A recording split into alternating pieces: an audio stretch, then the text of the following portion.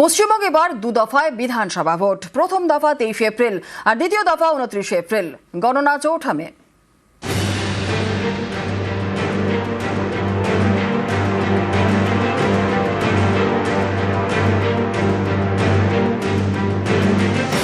পশ্চিমবঙ্গে বিধানসভা ভোটে নির্ঘণ্ট ঘোষণা করল নির্বাচন কমিশন।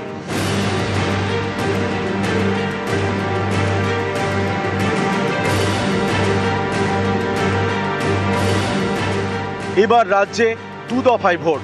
প্রথম দফা 23 এপ্রিল বৃহস্পতিবার, দ্বিতীয় দফা 29 এপ্রিল বুধবার। গণনা 4 মে সোমবার।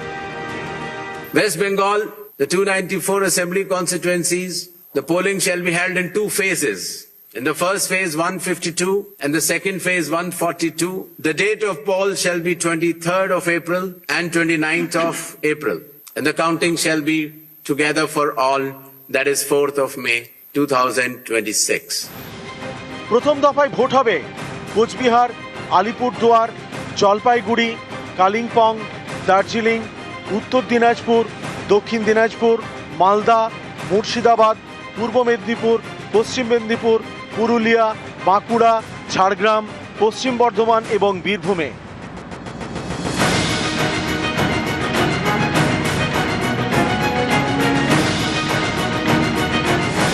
তেইশ এপ্রিল প্রথম দফায় ভোট এই 16 জেলার 152 আসনে।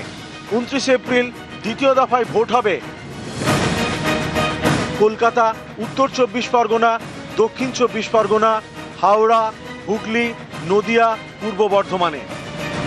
29 এপ্রিল দ্বিতীয় দফায় ভোট এই 7 জেলার 142 আসনে। পশ্চিমবঙ্গ সহ 5 রাজ্যে গণনা 4 মে। West Bengal, the 294 assembly constituencies, the polling shall be held in 2 phases. In the first phase 152 and the second phase 142. The date of poll shall be 23rd of April and 29th of April. And the counting shall be together for all, that is 4th of May 2026. News 18 Bangla. 21 দফায় বিধানসভা vote আর এবার vote দু দফায়। নানা কারণেই এবারের দু দফায় ভোট নজিরবিহীন। পশ্চিমবঙ্গে এবার দু দফায় ভোট। 2021-এ পশ্চিমবঙ্গে ভোট হয় 8 দফায়, 26-এ হবে 2 দফায়। সাম্প্রতিক অতীতে যা হয়নি এবার তাই হচ্ছে পশ্চিমবঙ্গে। বাংলায় 2 দফায় ভোট, যা নানা কারণে নজিরবিহীন। সাধারণত ভোট ঘোষণার পরে কেন্দ্রীয় বাহিনী আসে। এবার ভোট ঘোষণার আগেই পশ্চিমবঙ্গে চলে আসে কেন্দ্রীয় বাহিনী। 480 কোম্পানি কেন্দ্রীয় বাহিনী ঢোকে এ রাজ্যে।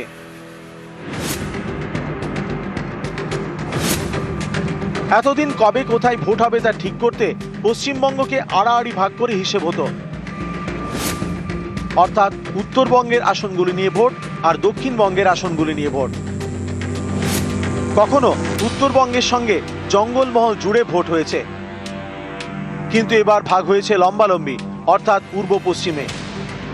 এই দেখুন, পূর্ব ও দক্ষিণ পূর্বের এই 7টি জেলার 142টি আসনে দ্বিতীয় দফায় ভোট, বাকি 152টি আসনে প্রথম দফায়।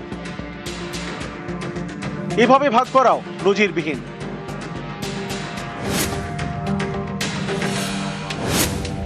28শে ফেব্রুয়ারি ভোটার তালিকা অনুযায়ী বিচারাধীনের তালিকায় নাম 60 লক্ষ।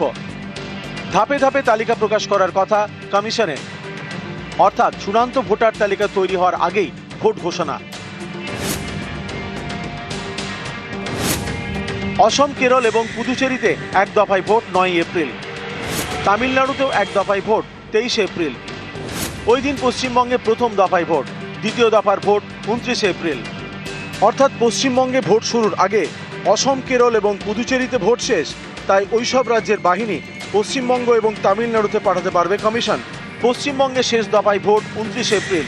সেদিন আর কোথাও ভোট নেই, অর্থাৎ সব বাহিনী পশ্চিমবঙ্গে। এছাড়া উড়িষ্যা, ছত্তিশগড় থেকেও আনতে পারে বাহিনী, কারণ সেখানে মাওবাদীদের আর দাপট নেই। অর্থাৎ দ্বিতীয় দফার ভোটে যেখানে তৃণমূল শক্তিশালী, সেখানেই বেশি কেন্দ্রীয় বাহিনী।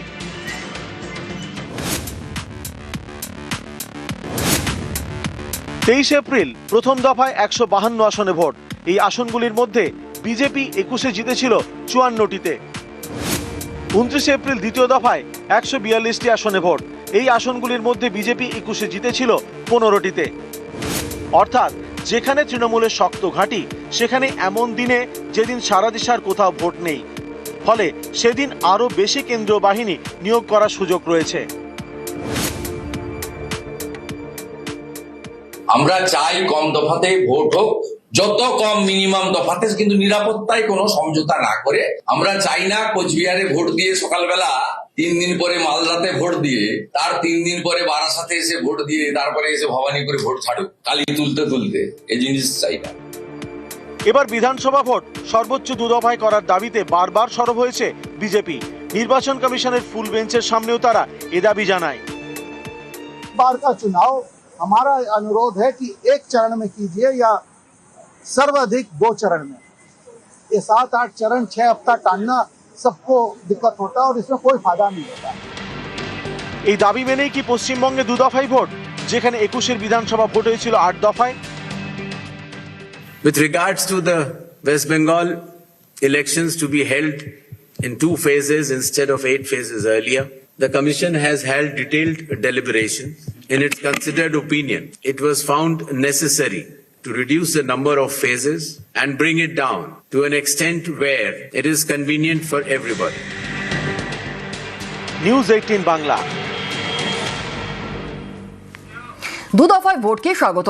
আশা করা যায় বাংলা শান্তিপূর্ণ ভোট করাতে পারবে কমিশন।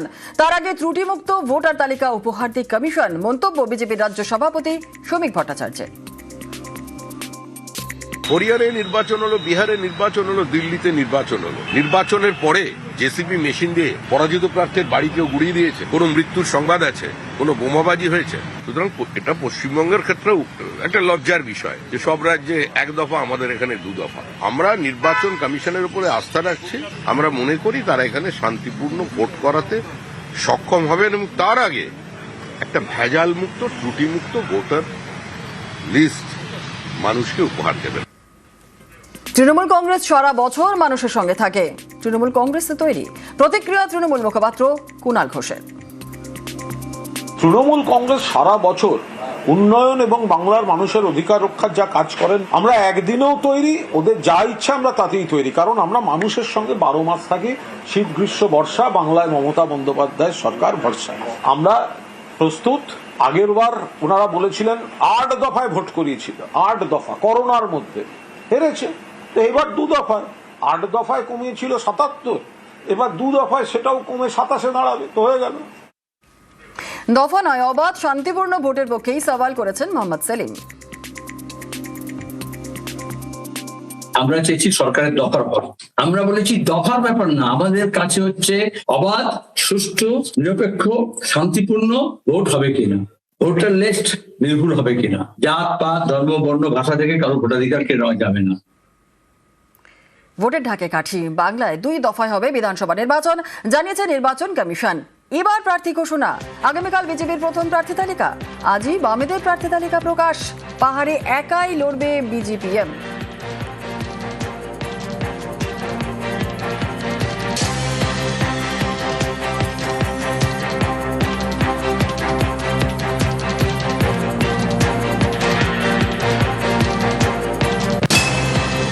মঙ্গলবার বিজেপির প্রথম প্রার্থী তালিকা, ভোট ঘোষণা হতেই জরুরি বৈঠকে বঙ্গ বিজেপি। বৈঠকে শোভিক, সুকান্ত, শুভেন্দু, ভূপেন্দ্র যাদব, সুনীল বনসলরা। 139 কেন্দ্রের প্রার্থীর নাম নিয়েই আলোচনা। আর ইতিমধ্যেই 155 কেন্দ্রের প্রার্থী তালিকা চূড়ান্ত। দিল্লির শীর্ষ নেতৃত্বের সঙ্গে বৈঠকে প্রাথমিক তালিকা চূড়ান্ত। আর বাকি 139 কেন্দ্রের প্রার্থী নিয়ে আজ ফের দিল্লিতে বৈঠক। বৈঠকে থাকবেন শ্রমিক, শুভেন্দু, সুকান্ত মজুমদার। আর তার আগেই গতকালই কলকাতায় রাজ্য নেতৃত্বের বৈঠক হয়।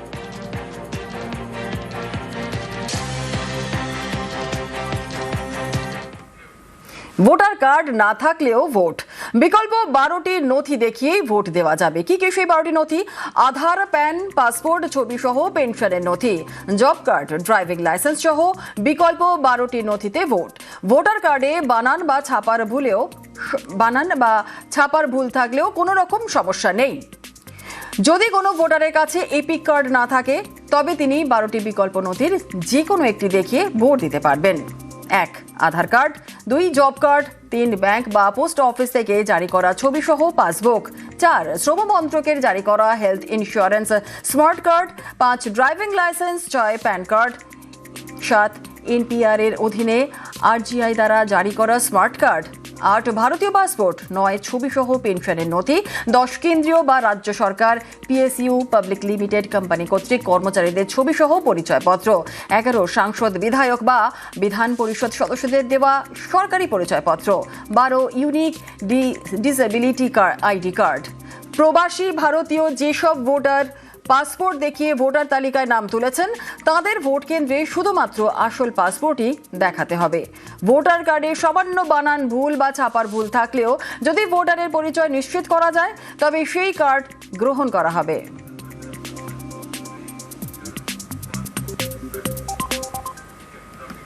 আর ভোট ঘোষণার পরেই রাজ্যের শীর্ষ প্রশাসনিক স্তরে রদবদল। শীর্ষ 2 আমলা বদলের নির্দেশ নির্বাচন কমিশনের। নন্দিনীকে সরিয়ে রাজ্যের নতুন মুখ্য সচিব দুষ্মন্ত নারিয়ালা। রাজ্যের নতুন স্বরাষ্ট্র সচিব সংঘমিত্রা ঘোষ। আজ দুপুর 3টের মধ্যেই দায়িত্ব গ্রহণের নির্দেশ। আর দায়িত্ব গ্রহণের পরে কমপ্লায়েন্স রিপোর্টের নির্দেশ। পরে বিকেলে কমিশনের কর্তাদের সঙ্গে বৈঠক 2 শীর্ষ আমলার। গতকালই বিধানসভা নির্বাচনের দিন ঘোষণা করা হয় কমিশনের তরফ থেকে। আর ভোট ঘোষণার কয়েক ঘন্টার মধ্যেই 2 শীর্ষ আমলা বদল। আদর্শ আচরণ বিধিতে বিশেষ ক্ষমতা বলে আমলা বদল। কমিশনের স্বরাষ্ট্র সচিব বদলে নজির থাকলেও মুখ্য সচিব বদল বিরল। আর মুখ্য সচিবের পদ থেকে সরানো হলো নন্দিনী চক্রবর্তীকে। রাজ্যের স্বরাষ্ট্র সচিবের পদ থেকে সরানো হলো জগদীশ প্রসাদ মীনাকেও। ভোট শেষ না হওয়া পর্যন্ত ভোটের কোনো কাজে যোগ নয় নন্দিনী। জগদীশকে ভোটের কাজে না ব্যবহারের নির্দেশ। দুষ্মন্ত 1993 এর ব্যাচের আইএএস অফিসার। আগে উত্তরবঙ্গ উন্নয়ন দপ্তরের দায়িত্বে সামলেছিলেন দুষ্মন্ত। সামলেছিলেন বিপর্যয় মোকাবিলা ও অসামরিক প্রতিরক্ষা দপ্তরের দায়িত্ব। অতিরিক্ত দায়িত্ব হিসেবে সেচ দপ্তরও সামলেছেন অতীতে। আর নন্দিনীকে সরিয়ে সেই দুষ্মন্তকেই রাজ্যের নতুন মুখ্য সচিব করল কমিশন।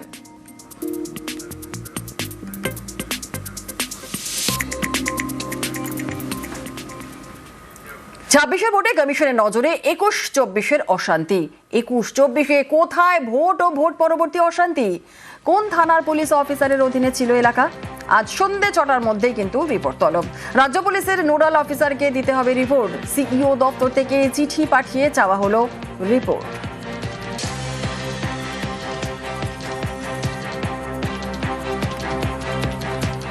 শিলিগুড়ি নতুন সিপি সৈয়দ ওয়াকার রাজা। সি সুধাকরের জায়গায় সিপি সৈয়দ ওয়াকার রাজা। ভোট ঘোষণার আগে শিলিগুড়ি সিপি বদল। শিলিগুড়ি পুলিশ কমিশনার বদল নবান্নর। গতকাল কলকাতার নতুন DC south east Suryapratap Yadav. Bholanath পান্ডের জায়গায় দায়িত্বে সূর্যপ্রতাপ। ভোলানাথ পান্ডেকে ডিআইজি জলপাইগুড়ি পদে বদলি। সিপি শিলিগুড়ি ছাড়াও কলকাতা পুলিশের সাউথ ইস্ট ডিভিশনের ডেপুটি পুলিশ কমিশনার পদেও রদবদল।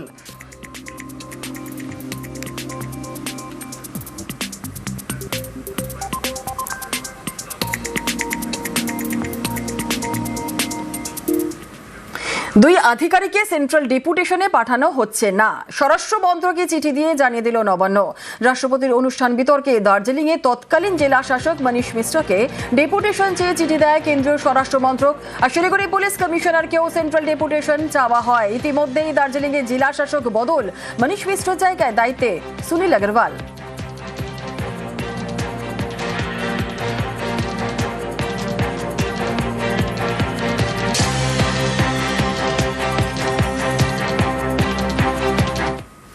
রাষ্ট্রপতির পশ্চিমবঙ্গ সফরকে কেন্দ্র করে বিতর্ক তৈরি হয়েছে।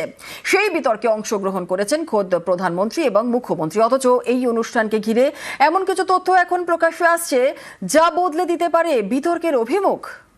मैं तो यहाँ देख के यहाँ जो आई मैंने देखा यहाँ होना था तो अच्छा रहता, लेकिन पता नहीं वहाँ किस लिए हमको ले गए।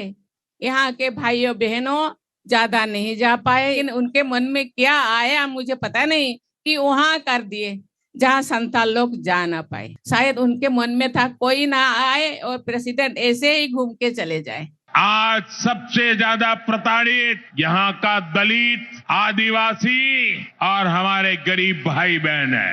हमारे देश की महामहिम राष्ट्रपति आदिवासी समाज की बेटी आदरणीय द्रौपदी मुर्मू जी बंगाल आई थी, लेकिन अहंकार में डूबी इस निर्मम सरकार ने न केवल उस कार्यक्रम का बहिष्कार किया, बल्कि उसे पूरी तरह बदइंतजामी के हवाले कर दिया, क्योंकि एक आदिवासी बेटी इतने बड़े पद पर है, टीएमसी वालों को उनका सम्मान मंजूर नहीं हुआ। গেমটা তো প্রি প্ল্যান ছিল। আমি মাননীয় রাষ্ট্রপতি মহাশয়কে কোনো দোষ দিই না, এটা বিজেপি গেম প্ল্যানটা করেছিল ওদের কোনো প্রাইভেট অর্গানাইজেশনকে দিয়ে। আমরা বারণ করেছিলাম যে এরা পারবে না, কিন্তু বিজেপির চয়েস ওই যে টাকা দেয় বিজনেসম্যানরা, তারা কি করবে, ভয় ভয় দেয়, না দিলে তো ইডি ঢুকিয়ে দেবে, সিবিআই ঢুকিয়ে দেবে। বিনাশকালে বুদ্ধিনাশ, বিনাশকালে সর্বনাশ। গত 7ই মার্চ শিলিগুড়িতে আন্তর্জাতিক আদিবাসী সাঁওতাল সম্মেলন আয়োজন করেছিল বেসরকারি সংস্থা আন্তর্জাতিক সাঁওতাল কাউন্সিল। এই সম্মেলনে যোগ দিতে নির্দিষ্ট কিছু শর্ত আরোপ করা হয়েছিল। সম্মেলনে প্রবেশের অধিকারও ছিল নির্দিষ্ট। এই দেখুন, প্রতিনিধি হিসেবে সম্মেলনে উপস্থিত হওয়ার জন্য এই ধরনের কার্ড ছাপানো হয়েছিল। 700 টাকার বিনিময়ে এই কার্ড সংগ্রহ করলেই আন্তর্জাতিক আদিবাসী সাঁওতাল সম্মেলনের প্রতিনিধি হিসেবে যোগ দেওয়ার অনুমতি ছিল। এটা তো সত্যি কথা, 700 টাকা করে নেওয়া হয়েছে। হ্যাঁ, না হলে হচ্ছে ওখানে ঢুকতে দেওয়া হবে না, এবং ওখানে শুধু হচ্ছে 1200 লোকজন ডেলিগেট 1200 ঢুকতে পারবে, এবং দার্জিলিং জেলাকে শুধু হচ্ছে 100টা মানে ডেলিগেটের কুপন দেওয়া হয়েছে। অর্থাৎ সম্মেলনে ঢোকার ক্ষেত্রে বাধা দেওয়া হয়েছে বা ঢুকতে দেওয়া হয়নি, এই তথ্য বোধহয় পুরোপুরি ঠিক নয়। আমাদেরকে টোকুন নিয়ে দেখতে হয়েছে, ওকে ডেলিগেট লাগবে বলে 700 টাকা করে চেয়েছিল, তখন আমিও দিয়েছি 700 টাকা, তারপর ঢুকছি। মানে লোক অনেক কমই ছিল, যাই নাই, আমাদের সান্তালগুলা যাইতে পারে নাই ওই 700 টাকা বলে। প্রশাসন একজনও বাধা দিয়ে নাই, যাদের টিকিট ছিল না পরে ওদেরকেও ঢুকাইয়েছে ওখানে। আমি তো সঙ্গে ছিলাম, আমিও টিকিট কাটে ঢুকছি ওখানে, আমার সঙ্গে যারা গিয়েছিল 5-6 জন টিকিট কাটে নাই, তারপরে ওরাও ঢুকছে। শুধু তাই নয়, 700 টাকা দিয়ে প্রতিনিধিত্ব করার ক্ষেত্রে বাস্তবিক সমস্যার কথাও তুলে ধরা হয়েছে। রাষ্ট্রপতি ম্যাডাম আসবেন বলে আমাদের সবাই জানছিলাম, মানে খুশি ছিলাম ম্যাডাম আসতে চান, তো আমরা যাবার জন্য খুব উৎসাহ ছিলাম। কিন্তু যখনই জানতে পারি যে মানে 700 টাকা ডেলিগেট ফিস দেওয়া আছে, কিন্তু আমাদের মতো সাধারণ মানুষ যারা খেটে খায় তাদের জন্য তো 700 টাকা অনেক বেশি হয়ে যাচ্ছে। গত 7ই মার্চ রাষ্ট্রপতির অনুষ্ঠান ঘিরে আদিবাসী উন্নয়ন, আদিবাসী বঞ্চনা নিয়ে তৈরি হওয়া বিতর্ক ধামাচাপা পড়ে গিয়েছে, বরং পরবর্তী ক্ষেত্রে প্রোটোকল ইস্যু হয়ে দাঁড়িয়েছে, যার জেরে কেন্দ্রীয় সরকার দার্জিলিংয়ের জেলা শাসক মনীষ মিশ্র এবং শিলিগুড়ির পুলিশ কমিশনার সি সুধাকরকে ডেপুটেশনে চেয়েছিল। সেখানেও ভুল হয়েছে মারাত্মকভাবে, কারণ বিধাননগরের যে এলাকায় আদিবাসীদের সম্মেলন করতে দেওয়া হয়নি বলে অভিযোগ, সেটি শিলিগুড়ি পুলিশ কমিশনারেটের মধ্যে নয়, দার্জিলিং জেলা পুলিশের আওতাধীন। সেই কারণেই প্রশ্ন উঠছে, শুধু রাজনৈতিক কারণেই কি বিতর্কের জন্ম? শিলিগুড়ি থেকে বিশ্বজিৎ মিশ্র, নিউজ 18 বাংলা। আর এক ফোনে বাংলা এবার নজর রাখতে হচ্ছে ওয়েদার আপডেটের দিকে। বাংলা জুড়ে বসন্তের বৃষ্টি, আর দক্ষিণবঙ্গের জেলায় জেলায় ঝড় বৃষ্টি। আজ দক্ষিণবঙ্গে বাড়বে ঝড় বৃষ্টি। আরো বিস্তারিত বলবে হাওয়া অফিস, কি বলছে দক্ষিণবঙ্গের কোন কোন জেলায় বৃষ্টিপাতের সম্ভাবনা রয়েছে, বিশ্বজিৎ বলবে বিস্তারিত। বিশ্বজিৎ, আজ কালবৈশাখীর মতো পরিস্থিতির সম্ভাবনা রয়েছে অন্তত 4 জেলাতে, পূর্ব পশ্চিম বর্ধমান এবং বীরভূম ও হুগলি, এই 4 জেলাতে শিলাবৃষ্টি হতে পারে।